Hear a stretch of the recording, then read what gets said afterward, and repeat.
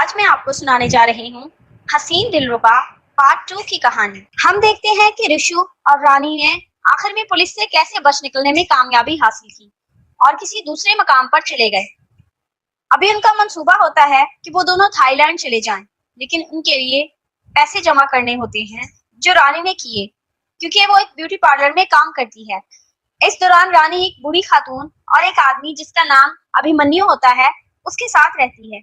ऋषु ताहम एक स्कूल में पढ़ा रहा होता है और अलग रहता है, जबकि ऋषु और रानी कभी कभार पुलिस के शुबे के बगैर आपस में बात करते हैं। लेकिन अभिमन्यु को रानी से पहली मुलाकात से ही मोहब्बत हो जाती है जब वो उनके साथ रहने आती है। एक रात बाजार में रानी और ऋषु आपस में बात कर रहे होते हैं कि एक चोर रानी का बैग छीनकर भाग जाता है। ऋषु ये देखते ही फौरन चोर का पीछा करता है, लेकिन जैसे ही वो मोड़ काटते हैं पुलिस की गाड़ी रास्ते में आ जाती है। पुलिस को देखते ही वो दोनों भाग जाते हैं और रानी भी पुलिस की गाड़ी को देखकर वहां से हट जाने का फैसला करती है। यहीं से कहानी शुरू होती है, जब पुलिस उस पुराने केस की दोबारा तफ्तीश शुरू करती है और पुलिस अफसर और रानी की दोबारा मुलाकात होती है, जिसमें वो रानी को उसका चोरीशुदा पर्स वापस करता है। ऋषु और रानी को अब बहुत मोहतात और होशियार रहना पड़ता है, इसलिए वो फोन पर बात करना या मिलना छोड़ देते हैं, जैसे वो कभी कभार किया करते हैं। वो अपनी बातचीत का तरीका बदल लेते हैं और अब पहेलियों में बात करने लगते हैं, जिसमें रानी के पसंदीदा क्राइम नॉवल निगार दिनेश पंडित की कुछ लाइनें लिखते हैं। अगर उन्हें किसी बात पर बात करनी होती या कोई इमरजेंसी होती तो वो उन लाइनों को उस अंदाज में लिखते जहां दूसरा देख सके, पढ़ सके और समझ सके। ऋषु रानी को खबरदार रहने को कहता है, क्योंकि अब पुलिस उनके पीछे होती है और उसे किसी भी लम्हे खौफ जाहिर किए बगैर या जरा सा भी घबराए बगैर मोहतात रहना होता है। वैसा ही होता है जैसा ऋषु रानी को बताता है और उसे दोबारा पुलिस स्टेशन में तफ्तीश के लिए बुलाया जाता है। लेकिन इस बार स्टेशन पर रानी और ऋषु दोनों के लिए एक और हैरत की बात ये होती है कि वो नील का पसंदीदा चचा मृत्युंजय पासवान होता है, जिसे ऋषु मोंटू चाचा कहकर पुकारता है। वो रानी को खबरदार करता है कि वो ऋषु को पकड़ेगा और ये केस हल करेगा, क्योंकि ये उसके लिए जाती मामला है। यहीं से नील का चचा रानी पर नजर रखना शुरू करता है और पुलिस यूनिट को हुक्म देता है कि वो पूरे शहर में ऋषु को तलाश करे और रानी के हर अमल पर नजर रखे, ताकि उन्हें ऋषु के ठिकाने का पता चल सके। शक को कम करने के लिए रानी अभिमन्यु से शादी का फैसला करती है, ताकि ऋषु को कुछ हद तक महफूज रखा जा सके और वो पकड़ा ना जाए, क्योंकि जो एजेंट उन्हें थाईलैंड ले जाने वाले होते हैं उन्हें नील के चचा ने पकड़ लिया होता है। एक माजूर खातून भी होती है पूनम, जो स्कूल में पढ़ाती है और ऋषु को मुसलसल ब्लैकमेल और हरासा करती है, उनके मुंतजिर होती है। अभिमन्यु उस सारे उलझन में फंस के रह जाता है और एक रात वो महसूस करता है कि रानी सिर्फ ऋषु से मोहब्बत करती है और ये भी कि ऋषु जिंदा है। रानी बेख्याली में ये बातें कह जाती है। अभिमन्यु फिर रानी से कहता है कि वो ऋषु को बुलाए और उन्हें बताए कि वो उनकी मदद करेगा, क्योंकि वो एक डॉक्टर है और कंपाउंडर होने के नाते दूर दराज के लोगों से ताल्लुकात होते हैं, उसके लिए ये आसान होगा। अभिमन्यु ऋषु को अपने लेबोरेटरी में रहने और छुपने की इजाजत देता है जब तक कि वो मामलात को हल ना कर ले।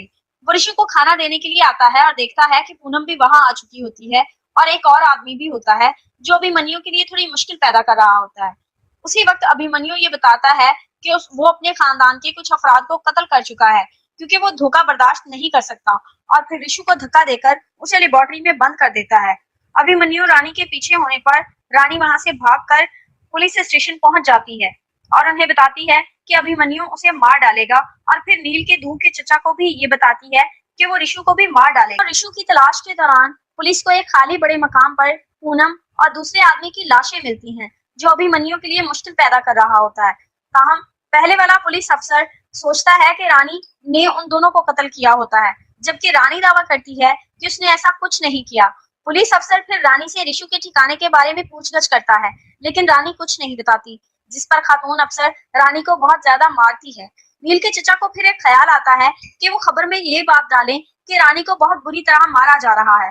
ऋषु को ये दिखाकर वो उसे ये बताते हैं कि अगर वो रानी को ठीक देखना चाहता है तो रात को ट्रेन पुल के नीचे, जहाँ बड़ी तादाद में मगरमच्छ मौजूद होते हैं, वहां आकर खुद को उनके हवाले कर दे। वक्त आ पहुंचता है और पुलिस यूनिटें सब नीचे खड़ी होती हैं। जब ऋषु पुल पर आता है और इशारा करता है कि रानी को दिखाया जाए, तब पुलिस रानी को उसकी तरफ भेजती है। रानी और ऋषु मिलते हैं और एक तरफ ट्रेन होती है जो उनके पीछे से आकर रास्ता बंद कर देती है, जबकि दूसरी तरफ पुलिस यूनिटें मौजूद होती हैं। लेकिन फिर हम देखते हैं कि एक अफसर जो हुक्म की परवाह नहीं करता उन दोनों के पास चलता हुआ आता है और पता चलता है कि वो अफसर कोई और नहीं बल्कि अभिमन्यु होता है, जो उन्हें पकड़ने के लिए भेष बदलकर आया होता है और उसके हाथ में एक बंदूक होती है। तमाम पुलिस अफसरान अपनी जगह पर खड़े रहते हैं और हरकत नहीं करते, क्योंकि अब तीनों एक ही जगह पर मौजूद होते हैं। तीनों के दरमियान बहस होती है। जब नील के चचा और पुलिस अफसरान करीब आ रहे होते हैं तो तीनों पुल से गिरकर पानी में जा गिरते हैं, जहां नीचे मगरमच्छ मौजूद होते हैं, जिससे नील का चचा मायूस हो जाता है। दिन गुजरते जाते हैं और नील का चचा दरिया में उनकी तलाश जारी रखता है, जहां तक कि मगरमच्छों को पकड़कर कुछ सबूत हासिल करने की कोशिश करता है, लेकिन बदकिस्मती से उसके हाथ कुछ नहीं आता। नील का चचा फिर शहर भर में नस्ब तमाम सीसीटीवी कैमरों की फुटेज तलब करता है। वो तमाम फुटेजेस को देखता है और कुछ सबूत और वीडियोस हासिल करता है जिनमें रानी, ऋषु और अभिमन्यु को देखा जाता है। नील के चचा पुलिस इंस्पेक्टर को फुटेज में होने वाले तमाम वाकयात की वजाहत करता है, लेकिन फिर भी कोई नतीजा नहीं निकलता। उन्हें बताया जाता है कि केस को बंद कर दिया जाए, क्योंकि इससे सोशल मीडिया पर मसाइल पैदा होंगे और तनाजा खड़ा हो जाएगा। 6 माह गुजर जाते हैं और हम देखते हैं कि रानी और अभिमन्यु बच्चों को तालीम दे रहे होते हैं, जबकि ऋषु कहीं नजर नहीं आता। ऐसा लगता है कि सिर्फ रानी और अभिमन्यु ही पानी के जरिए खुशकी तक पहुंचने में कामयाब हुए होते हैं, क्योंकि ऋषु की एक कलाई नहीं थी, जिसकी वजह से उसके लिए तैरना मुश्किल हो जाता है और उसे छोड़ने के सिवा कोई चारा नहीं बचता। यहाँ रानी माजी की तमाम यादों में गुम रहती है और सोचती है कि ऋषु वहां से बाहर क्यों ना निकल सका।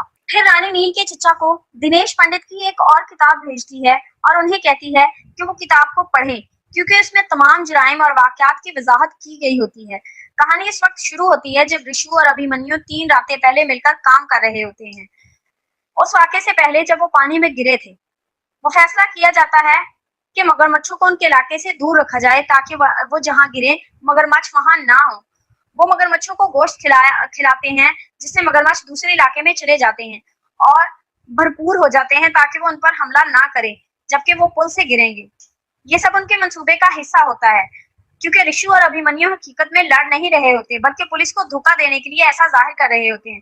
जब वो मगरमच्छों को खाना खिला देते हैं, 3 रातों बाद वो पुल पर अपने मंसूबे पर अमल करने लगते हैं और गिर जाते हैं, लेकिन ऋषु अपनी कलाई की तकलीफ की वजह से बाहर नहीं निकल पाता। हाल में वापस आते हैं। रानी नील के चचा और अभिमन्यु को टूटा मानिया लवर्स पॉइंट पर मधु करती है। शाम 6 बजे रानी किनारे पर खड़ी रहती है और दोनों को बताती है कि ऋषु जिंदा नहीं बच सका, क्योंकि अभिमन्यु ने उसे धोखा दिया होता है।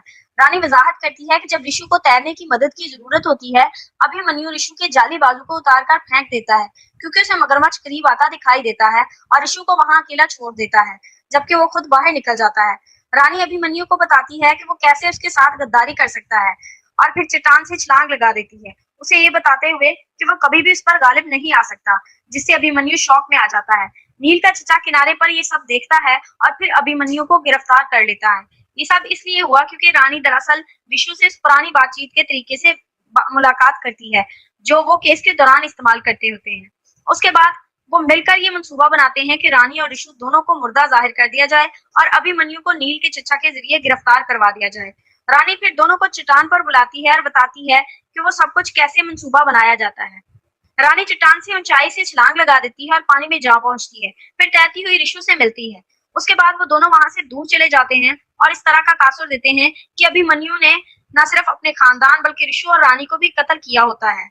आखिर में रानी और ऋषु केस को हमेशा के लिए हल कर लेते हैं और अपनी जाली मौत का इल्जाम अभिमन्यु पर लगा देते हैं, क्योंकि ऋषु हकीकत में मगरमच्छों के हमले से बचने में कामयाबी हासिल कर लेता है और रानी को सब कुछ बता देता है। वो फिर अभिमन्यु को धोखा देकर उसे मुहासरे में ले लेती है और दोनों मिलकर अपने साथ वापस जाने में कामयाब हासिल कर लेते हैं। बाद में ये भी पता चलता है कि अभिमन्यु दरअसल दिनेश पंडित, रानी के पसंदीदा क्राइम नावल निगार का बेटा होता है, लेकिन जब अभिमन्यु पुलिस के हाथों पकड़ा जाता है तो वो कुछ नहीं कर सकता, क्योंकि वो खुद समझ लेता है कि रानी और ऋषि ने उसे धोखा दिया है और मिलकर भाग गए हैं। अभिमन्यु को यकीन हो जाता है कि उसकी गद्दारी कभी बेनकाब नहीं होगी, क्योंकि वो समझता है कि ऋषु मर चुका है मगर वो जिंदा होता है और इसी तरह उसकी गिरफ्तारी हो जाती है, क्योंकि पुलिस ने रानी की लाश नहीं पाई होती। तो कैसी लगी आपको मूवी की स्टोरी? अपनी कीमती राय से जरूर आगाह कीजिएगा और हाँ, चैनल को सब्सक्राइब करना मत भूलिएगा।